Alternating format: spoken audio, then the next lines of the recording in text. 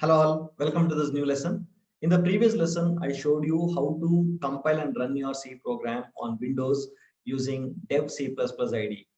And in this lesson, I'm going to show you how to write your first C program to print hello world on the screen. So let's get started. So the first thing that you have to add as part of your C program is called as the main function, right? So it takes this form: int main, open the parenthesis, close the parenthesis, open the brace and close brace, right? So this part is called as the main function, and this part has to be added in every C program that you write from today in your C programming career.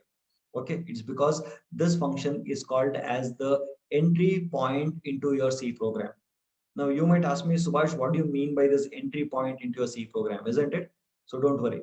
Assume that you have written 1,000 lines of code and your CPU has to execute those 1,000 lines of code, right? Now, if the CPU has to execute those 1,000 lines of code, it has to start somewhere, isn't it? There must be a starting point to execute somewhere, isn't it? And that starting point is this main function. So main function indicates the CPU where to start the execution, right? So that is why we call main function as the entry point into your C program. So main function is the place where your program execution will start. And that is the reason we have to add main function in every C program that we write from today, my dear friends. Okay. So if you don't write your main function, then your C program will not compile. Your compiler will give you an error. So it is mandatory that you have to write the main function in every C program that you write from today. So again, the main function takes this form. Okay. It must be written like this: int main, open the parenthesis, close the parenthesis, open the brace and close brace. This is the form, and it is mandatory that you have to write it in this form only.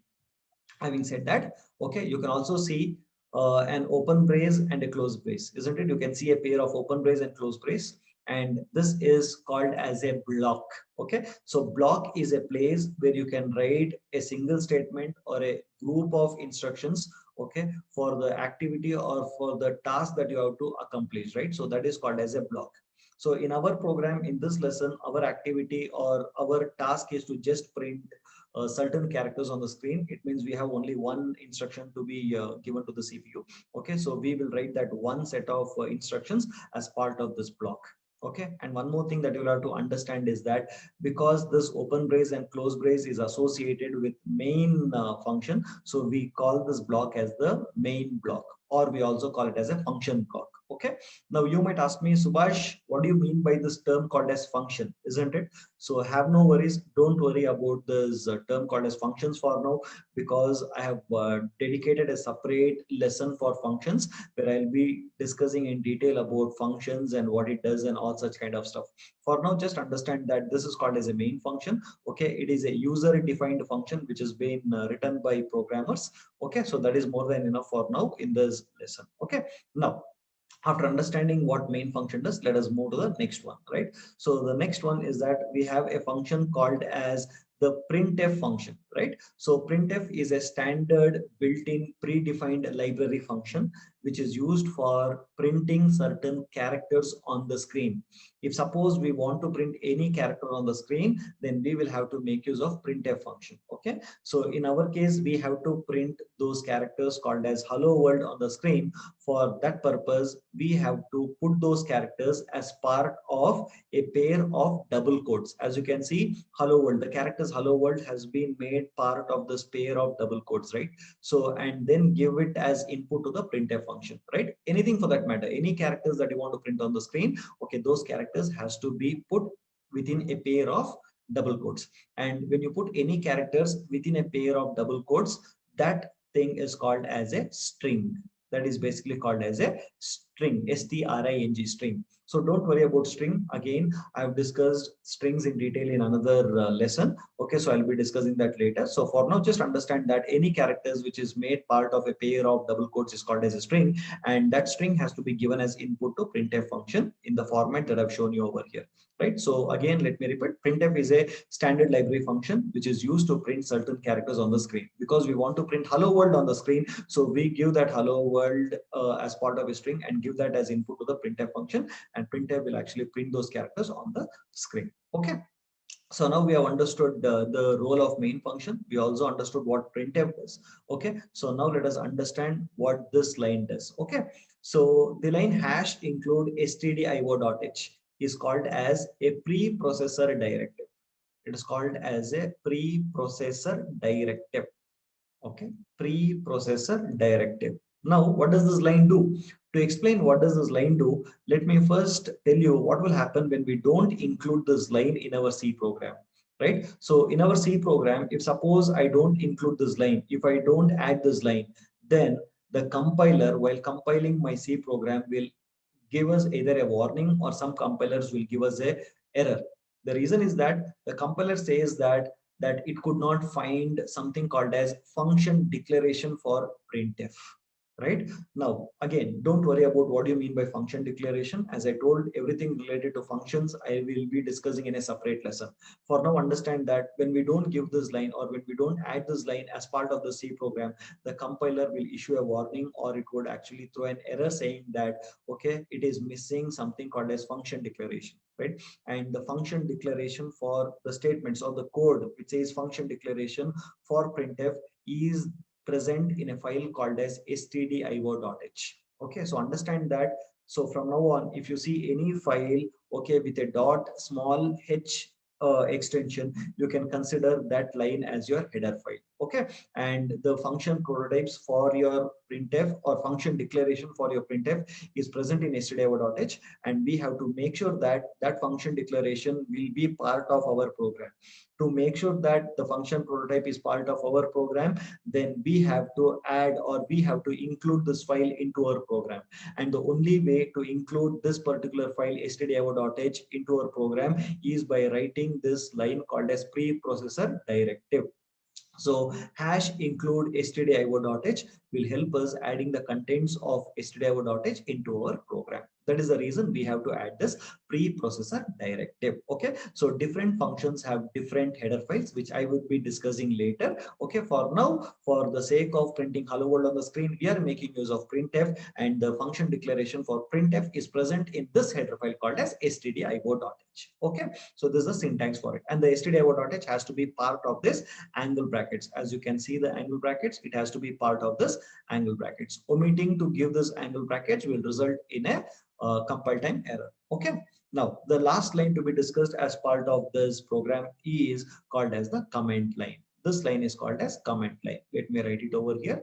This line is called as the comment line.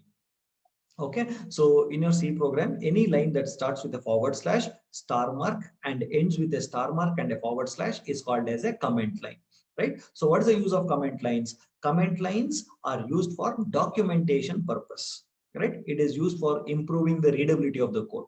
Say suppose if you want to give information about the author of this code, when this code was written, why this code was written, or the logic of this code, right? All such kind of information can be made part as part of this comment line. Okay, it is because the good part of comment line is that this comment line will never be compiled by your compiler, or this line will be ignored by the compiler. It means whenever compiler sees any comment lines like this, the compiler will understand that this line contains some documentation details and it has nothing to do with the program execution, and therefore the compiler will ignore that particular line. Okay, so that is why you can write all documentation purpose as part of your comment lines. Therefore, any line that starts with a forward slash, star mark, and ends with a star mark and a forward slash is called as a comment line. And in our example, I've just written the information about this program. It says this is my first C program. Okay, and this line would be ignored by the compiler. Right, so having said that, we have written our first C program to print hello world on the screen. Okay, so before winding up, I just want to tell you one more important thing. In C program, every statement has to be terminated with a semicolon. Okay, as you can see, I have terminated this statement with a semicolon, right? So by putting a semicolon, it is an indication to the compiler that this is one statement. Okay, it has an effect. right? So this is called as a statement, and keep in mind every statement in a C program has to be terminated with a semicolon. Okay, so I have shown you this theoretically on the slide over here. Now let me show it to you practically by running the code. Okay, I will first show you what happens when we don't include this line, that is the preprocessor directive, and I will also show you what happens after including this line. Okay, let us do both and then wind up this lesson. Okay, so let me open my dev C++ ID. I click on file and then I open a new source file. Okay, and then I say hash, let me write the comment line. Okay, my first C program. Okay, this is my first C program. It's a comment line. Then I say hash include stdio.h, right? And then this is the preprocessor directive. I'll say int main, the entry point into my C program.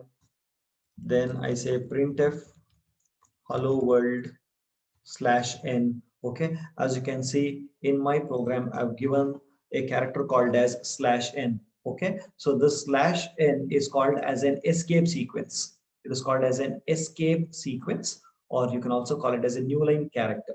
Escape sequence, or you can also call it as a new line character. New line character. So what does new line character mean? New line character is an indication to bring your cursor to the new line. Okay, you're saying don't be there, let the cursor come to the new line after printing hello world. Okay, that is the meaning of new line character. It is an escape sequence. There are a lot of characters as part of escape sequence, so new line character is one among them. Okay, so coming back to my editor over here, so say semicolon, and my program is ready. So let me execute. Let me compile this first. I think the dev C++ will ask me to save this program first. Let me just check that. Okay, yes, it is asking me to save this program. So I will save it as my first C program.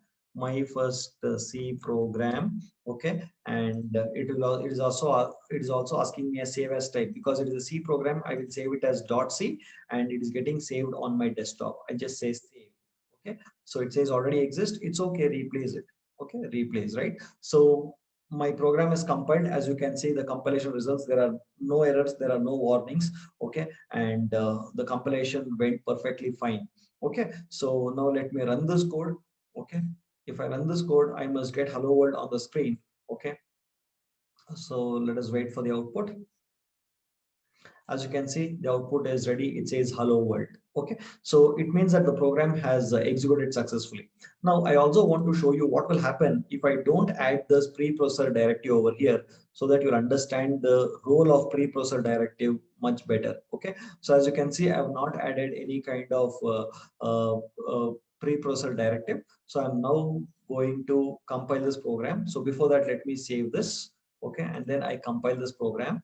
When I compile this program, as you can see, it results in a warning which says incompatible implicit declaration of built-in function printf. Okay, so few compilers will issue a warning, and few compilers won't even allow us to compile the program. It won't even allow us to compile the program. It just directly gives an error. So dev C++ is just issuing a warning saying that it is missing some function product. Okay, so by adding this hash include stdio.h, we can again let me save this. By adding this hash include stdio.h, I could actually remove this warning. Let me compile it. As you can see, the warning is disappeared. There are no errors. There are no warnings. Okay, so running it will give us the output, right? So that is why I always tell you that don't allow any kind of warnings to actually creep in your onto your program. Okay, make sure that you remove warnings from your program whenever possible. Okay, so having said that, we have completed this lesson on your first C program to print hello world on the screen. Okay, in the next lesson, I'm going to give you a brief introduction about data type, constants, and variables. Okay, so if you have liked this session, so please don't forget to like the video. Okay, also don't forget to click on the subscribe button, and also click on the bell icon so that you don't miss out on any of my further updates on this programming series. Okay, so having said that, meet you in the next lesson. Until then, take care. Bye bye. Love you all so much.